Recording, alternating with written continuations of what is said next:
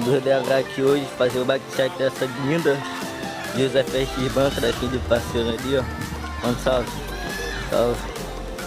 Começando aqui por cima, a manopla de 2 pontos, bate qualquer local. Manete GT Super de 7 velocidades. Foca, porra. Guidão GTS 680mm. Misa GTU, o outro lado a mesma coisa. Suspensão Highland 29, famosa tiroteio.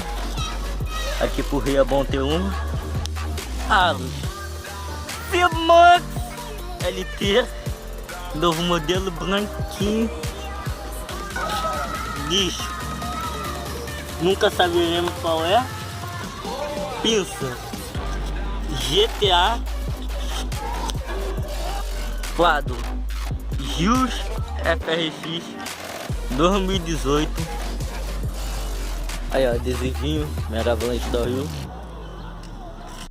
Selim Calf, rasgado igual a mãe de vocês. Canote Highland também. Locagem Han Solo. É Han Solo? Não, é Lotus Solo. Foda-se. Pé de vela Trush, 3 coroas, padrão ponta quadrada. Pedal plataforma de alumínio, que é normal.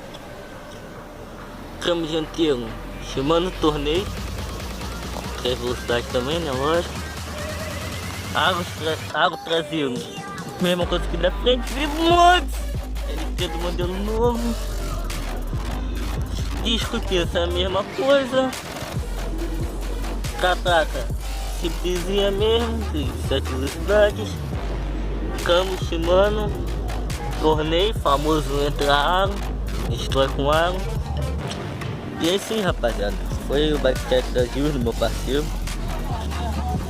Aí ó, boladona. O ladrão aí, ó. É isso aí, rapaziada. Valeu, tamo junto.